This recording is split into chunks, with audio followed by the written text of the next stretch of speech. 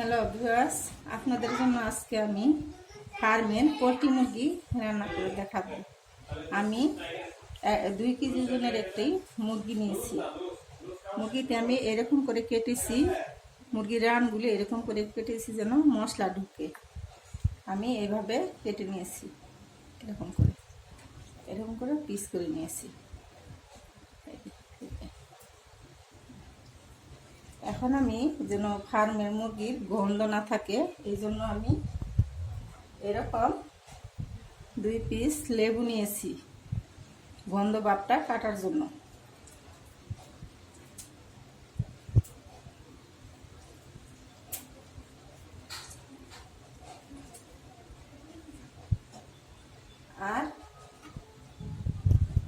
আর একটু রসুন দিব আমি, দিয়ে লেবু আর রসুন দিয়ে আমি আধা ঘন্টা ম্যারিনেট করে রাখবো। এখানে আমি লবণ দিব না, কারণ লবণ দিলে পানি উঠে যাবে, যেন পানিটা না ওঠে। লবণ আমি পরে দিব। লবণ কখন দিতে হবে আপনাদেরকে দেখিয়ে দিব। ভিউয়ার্স, আধা ঘন্টা ম্যারিনেট করে রাখার পর আমি চুলাটি কড়াই বসাই দিয়ে মাংস রান্না করার জন্য মুরগির মাংস রান্না করব। এখানে আমি সাদা সয়াবিন তেল ঢেলে দিচ্ছি।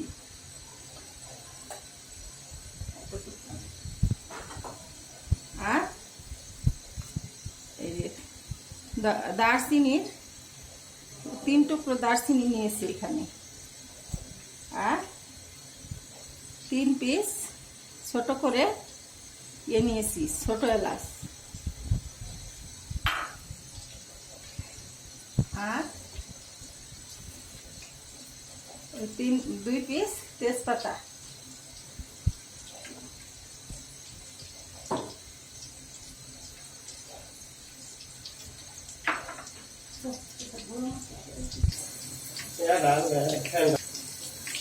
এখানে যে পেঁয়াজ দিয়ে দিচ্ছি।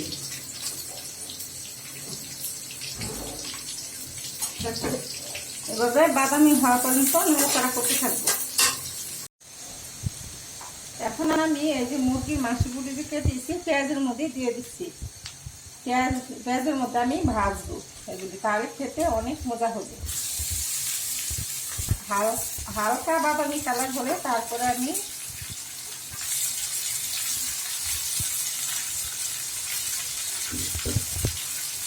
হালকা বাদামি কালার হওয়া পর্যন্ত আমি নাড়তে থাকবো। ঠিক আছে, হ্যাঁ, এভাবে আমি নাড়তে থাকবো। এভাবে অনবরত কিছুক্ষণ পর পর নেড়ে দিবেন।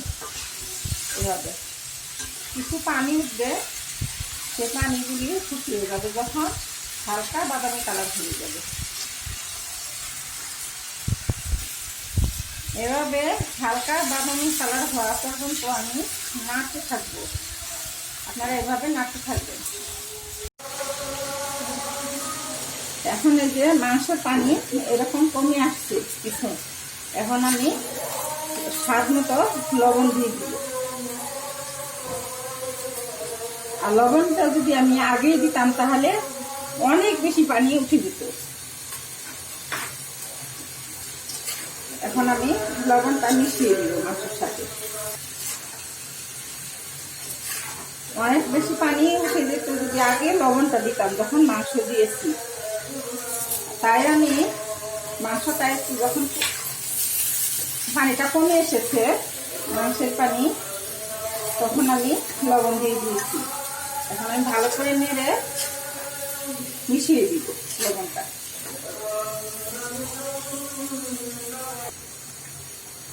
দেখুন মাংসের কালার একটু চেঞ্জ হয়ে গিয়েছে। এখন আমি এক এক করে বাকি উপকরণগুলি দিয়ে দিব। এখানে আমি রসুন বেটে রেখেছিলাম, রসুন দিয়ে দিচ্ছি। 3 চামচ রসুন দিয়ে দিচ্ছি। মরিচের গুঁড়ো দিয়ে দিচ্ছি 2 চামচ। আমি ঝাল খাই একটু, এই জন্য একটু বেশি দিয়েছি। আর হলুদের গুঁড়ো দিয়ে দিচ্ছি।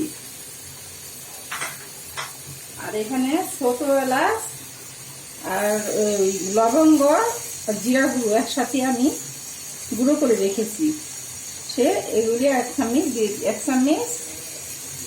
2 চামচ দিয়ে দিচ্ছি। আর এখানে ধনিয়া গুঁড়ো গুঁড়ো করে রেখেছি, সেই একটু ধনিয়া গুঁড়ো দিয়ে দিচ্ছি, এরকম 1.5 চামচ ধনিয়া গুঁড়ো দিয়ে দিচ্ছি। এখন আমি নেড়ে সবগুলি উপকরণ মিশিয়ে দিব।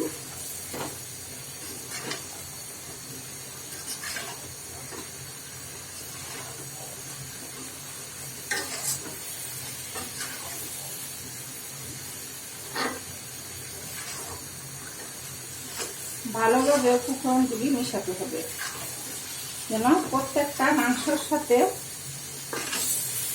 উপকরণগুলি মিশে যায়, মশলাগুলি যেন লেগে যায়, সেভাবে মেশাতে হবে।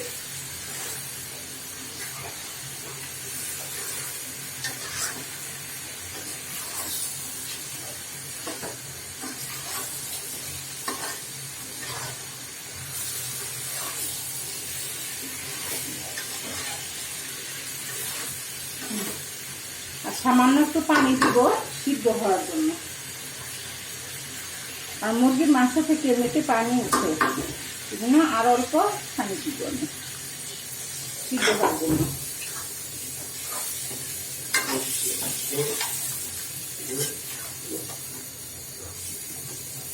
এখন আমি অল্প আঁচে রান্না করব। এখন আমি ঢেকে দিচ্ছি 25 মিনিট এভাবে রান্না করব।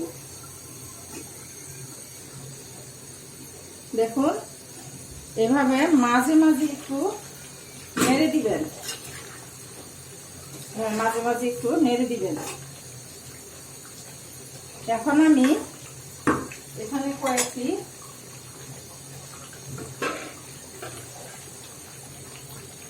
20 মিনিট পর কয়েকটি কাঁচামরিচ দিয়ে দিচ্ছি। কারো যদি ঝাল খেতে ইচ্ছা হয় বেশি, তাহলে কাঁচামরিচ কামড় দিয়ে দেবো, আর কাঁচামরিচের একটা ফ্লেভার আসবে এই তরকারির মধ্যে। আর আমি এখন এই তরকারির কালারটা অন্যরকম একটু চেঞ্জ হবে, এই জন্য আমি এখানে গুঁড়ো দুধ দিচ্ছি। আপনারা চাইলে লিকুইড দুধও দিতে পারেন। 2 চামচ গুঁড়ো দুধ দিয়ে দিচ্ছি। আর 1 চামচ চিনি দিয়ে দিচ্ছি।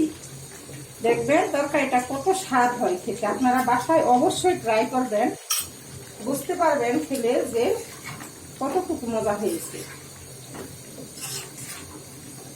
আপনারা অবশ্যই ট্রাই করবেন এই রান্নাটি।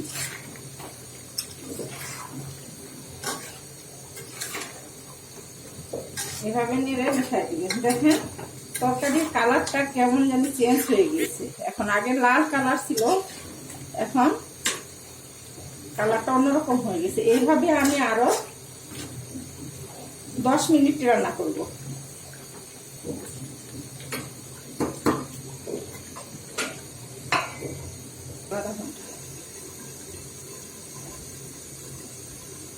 হ্যালো ভিউয়ার্স, দেখেন এই যে এখন আমার মাংসটি রান্না হচ্ছে। দেখুন কেমন একটা স্মেল আসছে, খুব সুন্দর একটা গন্ধ আসছে। আর কালারটি কিরকম সুন্দর একটি কালার আসছে। দেখেন দেখুন কি সুন্দর একটি কালার আসছে। আপনারা খেয়ে দেখবেন যে কত মজা হয়েছে। অবশ্যই বাসায় ট্রাই করবেন আমার এই রান্নাটি। হয়তো আমি গ্রামের সাধারণ মানুষ, এই জন্য আমি হয়তো কথা গুছিয়ে বলতে পারছি না, কিন্তু আমার রান্নাটি খেয়ে দেখেন কত মজা হয়েছে। এখন আমি আপনাদেরকে পরিবেশন করে দেখাবো। আমি চুলো অফ করে দিয়েছি চুলো। এখন আমি পরিবেশন করে দেখাচ্ছি মাংস।